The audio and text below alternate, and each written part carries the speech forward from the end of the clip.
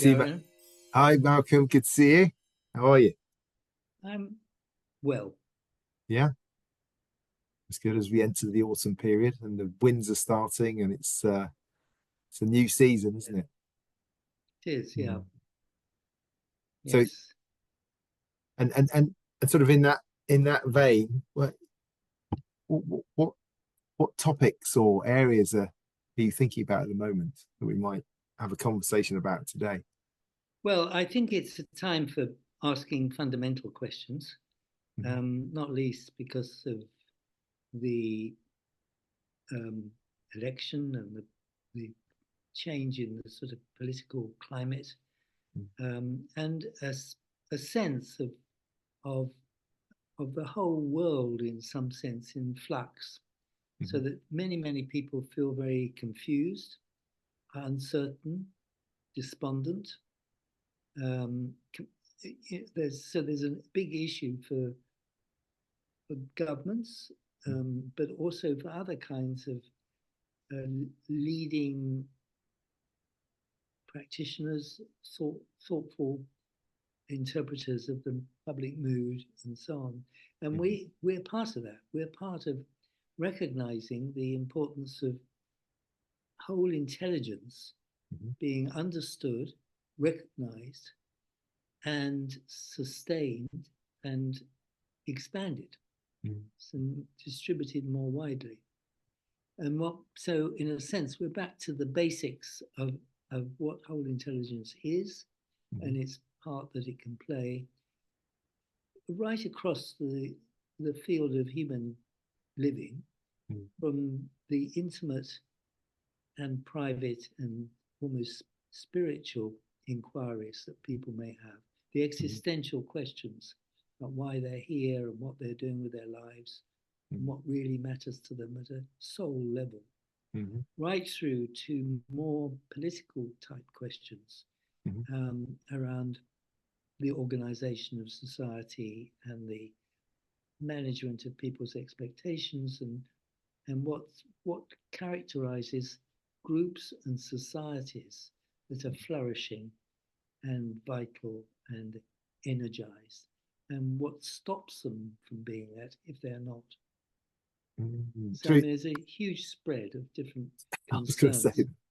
yeah. I mean, from the individual right up to the sort of a bigger systemic sort of perspective as you get. So where would you start with this? You know, thinking about whole intelligence and the explorations, what's a good place to start given the scope?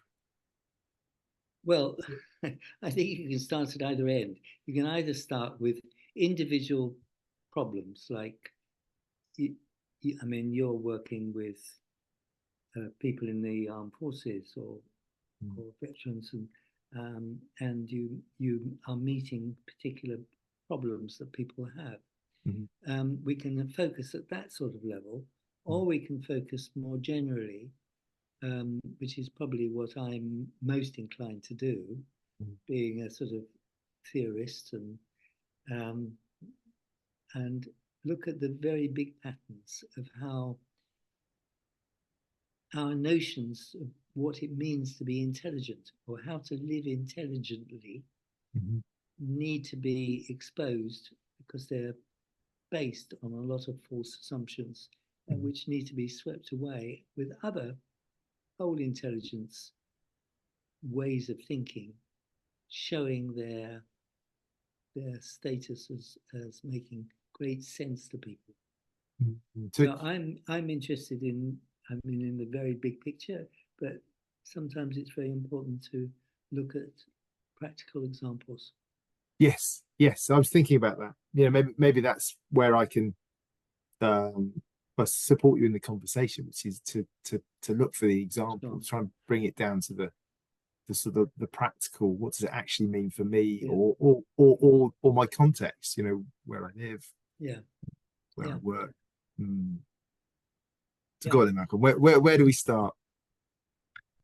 Well, what's on your mind? Um, oh, that's a great question. I should be asking you that really. Um, What's on my mind? Well, I mean, obviously, there's a lot going on politically, like you mentioned. I mean, that definitely is uppermost. Um, Funny enough, I woke up at 3:30 this morning and had a quick look to see how things were going across the Atlantic, and that was Yes, fascinating, and the implications of that for well, I mean, just yeah.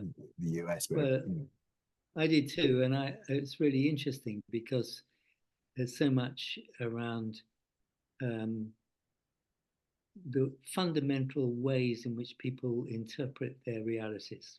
Mhm. So the models that we hold, the political assumptions that we've taken on board, or the values that we hold, Mhm. and people need to know what they are, Mhm. and be clear about them. And Mhm. that wasn't certainly with one of the people last night. His values are not clear. Mhm. Yes, and I think with in the context of whole intelligence, it also, I think, and it'd be really interesting to understand your perspective on this, is that notion that it's so easy to fall into the sort of you're wrong, I'm right, you know, sort of approach. And Yeah. yet, even if you really disagree, how whole intelligence could help to Yes. bridge that gap, so we are able to appreciate different perspectives in order to understand. Yes. I mean, this is actually, I mean, we've alighted here on a absolutely fundamental question for humanity, Mm, because in a way, the meeting of different systems of thinking, different sets of assumptions, different models of reality, mm, um, it is present everywhere. It's present in international negotiations in Gaza, Palestine, Israel, mm, Ukraine, Russia. I mean, in peacemaking or peace avoiding. mm, Um, but right across the world, we have to collaborate. We have to be able to work with people and function alongside people who don't share our particular points of view.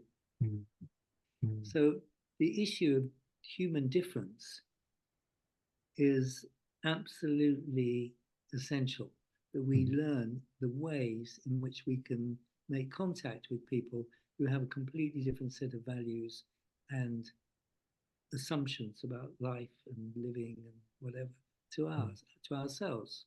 mm, And my sense about that is that this is where, in a sense, we need to focus on what I'm calling self-recognizing in the whole mm, intelligence map. Because self-recognizing, it's like recognizing who we are. mm, Because if we recognize that the way we are, the way we've developed individually, or it may be we're in a business and how that business has developed over time. mm, But where we go with that exploration is into all the things which have come, that exist in our past or our mm, shared past in case of a business, mm, that in a sense explain our position. mm, That we position ourselves within this framework of what's happened to us in our life up to that point, or what's happened in the life of the group or the business or whatever up to mm, this point. And if we understand that and understand it as, if you like, a body of knowledge mm, that we know, and we know it in our bodies, this isn't just a theory mm, or something, it's not a series of concepts. It's actually what we know deep in ourselves, or in the collective uh, feeling of the business. And keep on asking, what is it that we really stand for? Who do mm, we who do we follow? What are we doing with ourselves? mm, And if we do that, whether it's at an individual or at a group level, we begin to grasp this particular kind of embodied knowledge mm, that we have, and which, in a sense, largely dictates the actions that we make, Mm. the decisions we make, the priorities we set on different things. And we have to recognize that these all, in a sense, belong together. It's a map for ourselves. Now, at the same time, if we're with another person or another group, they are doing the same with their patterns. They've gone through this. They've gone through their life experiences. They've learned from this, that, or the other. This is, so that it's like we're meeting it's like two cultures. And if we start with that knowledge and understanding, we realize the relativity, the relativism between these. It's not that one group has got the absolute truth and another group is wrong. They've got a different truth, a truth that makes sense to them. Yes. And if we were in their shoes or had their kind of experiences and so on, we might well be over there, but we're here. Okay, so if we start with this as the fundamental understanding of what happens when we come together with others, then it becomes possible to go up a level and, as it were, to see that we share also a number of things in common. And what we share most in common is our embodied reality. Because we can all get sick, we will all die, we were all born, we were all nurtured as little children, otherwise we wouldn't have been here.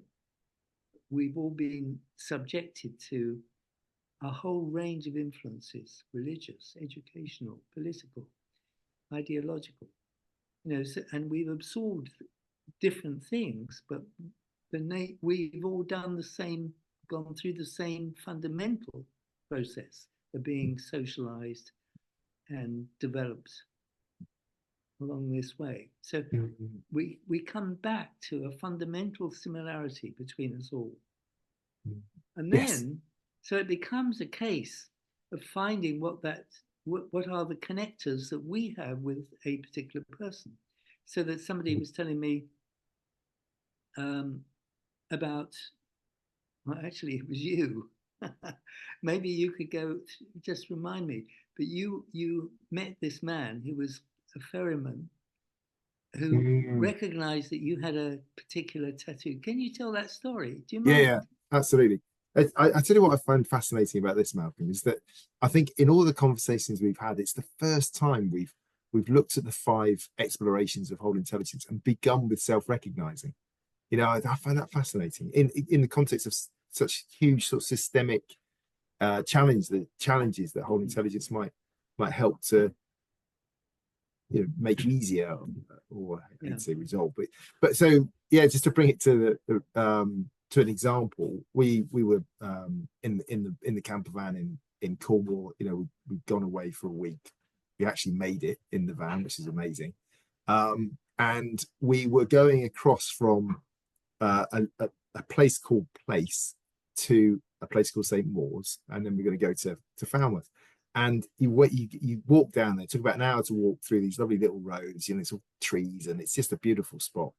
And you wait in this location to get a little ferry across to St. Maur's. And so what you notice, you don't know what kind of timings when it's going to arrive. But then I noticed this guy in all of his sort of wet gear in an open boat, must have been about, I don't know, 15, 20 foot long, putting along with his engine to come and pick us up. And there was a couple of ladies with bikes, and we were getting on this boat to go across. Lovely guy, took the payment, and we went across, and we went to Falmouth, and then obviously we did the return journey. This time it's raining hard. He's completely got all his overalls on. I'm still in shorts, and I've obviously got this tattoo on my leg. And he says, "Oh, you're ex-military, are you?" I said, "Yeah, that's right. Yeah." And he said, "See, you were based in Plymouth, weren't you?" And I said, "That's right. Yeah." He said, "I'm from Plymouth." I said, "No way." And we started talking about Plymouth, blah blah blah, all that sort of stuff. I said, "So what's what's your story then? You know, where are you from? He said, oh, I'm ex RAF. I said, no way. And bearing in mind, he's in this little boat, this 15-foot boat. I said, what were you doing in the RAF? He said, I was a tornado pilot. I said, no, no way. Yeah, he said, I did it for 27 years and, you know, flew with the RAF and did training and all that sort of stuff. And then we got into this amazing conversation. You know, I mean, the contact between us on that little sort of 8-minute ferry ride was amazing. And then I left, and that, yeah, I mean, it's one of the stories that I've told since I came back from holiday, because it so couldn't have happened, you know, but it was just the little point of, like you Yeah, said, that little point of similarity that yeah, he noticed, and then we were off. yeah. And that Mm, is what happens. I mean, I was recently in A&E at the local hospital, and what we had in common was the fact we were all waiting for hours. But it often gave us the chance to start a conversation with someone. mm, And then when mm, you get into the conversation, then it grew and it expanded, and with one or two people, not everyone, but you know, it was like a way in. And once we begin the process of interrelating, mm, mm, of inquiring and discovering similarities, that opens up access, if you like, to what I was talking about as this constituted body of knowledge mm, mm, that is another world, another person's world, or another mm, group's world. And you access his world and he accessed yours. mm. And you established on a temporary basis a real strong connection. Mm. So this is Yes. this is this is indicative of what's possible. Mm. That interrelating is about finding the connecting points. I what what that brings up for me is you mentioned the charity, the military charity that I work for, and that really resonates with me in terms of the experience that I've had in the groups that we've worked with there. You know, where they're small groups, you know, be 8 people who come Yeah, in, they don't know each other. You know, they've had sometimes quite traumatic past, and the connection, you know, that happens in the room is part of the healing, really, yeah, and that leads to how they then respond to the situation in the room, how they feel about yeah, things, reflecting on their past, shared experience, recognizing it's not just them, and then getting them to a position where they're prepared to experiment. Yeah, so when I look at it, actually, you know, that experience is mm, very whole intelligent, yeah, and that's why it works. You know, because yeah, there are transformations that happen on that course, and it's not because, you know, they read a book and suddenly it makes all sense. It's the human element in the room that actually makes the work. exactly. It's framed appropriately, obviously. Yeah, Um, exactly. mm, Because the situation is supportive of people being able to interrelate mm, and also to talk about their experience. In other words, to do some self recognizing mm, and express their feelings. yeah. So they're tapping into their felt sense of who they are and what they are experiencing in the moment. Mm, And the whole thing is a bit of an experiment because they're doing things out of the ordinary. yes. Yeah. I So mean, it is, yeah, I think there's loads for us to explore with this, Malcolm. Maybe in the next conversation. I'm conscious. We also we were talking about your book. I wondered whether yes, worth yes. just. Well, my book is been reissued and Mhm. it's got a new cover and new endorsements um, in the middle, in the front, which are very laudatory and yeah, people like it. Groundbreaking and essential book. Um, I've amplified the call to the founding fathers of Gestalt therapy and extended the vision of Gestalt therapy to the world, which is actually pretty accurate. Yeah. Um, it's a whole intelligence provides a potent template for human flourishing, a blueprint to address multiple challenges facing contemporary public services and organizations. If schools, youth, and social care services were run on these lines, our society and the planet would be more peaceful, caring, socially just, and sustainable. Mm. Highly recommended. That's Dr. Yes. Belinda Harris. Can you just Yeah. read that? There's that one quote in there that was really poignant. You mentioned it to me the other day. It was about the looking back, you know. Oh, right. Yes, yes. This is Dave Mann, a psychotherapist, who wrote Future Sense. That's the name of the book. Mhm. Makes perfect sense for you, our community, our world, our connection, our existence. In a post-apocalyptic world, a being picking up this book from the ashes of the earth might exclaim with a heavy sigh, if only they'd have read it. Found. No, I love that, Malcolm. And you know, if people are interested, we've got the wholeintelligence.org website Yes, that captures a yes, lot of yes, this. and there'll be details of how to order the book Mm. from an organization called Bookmark, Mhm. um, where details of it will be on the website. Mhm. That's great, Malcolm. Well, I really enjoyed our conversation as always.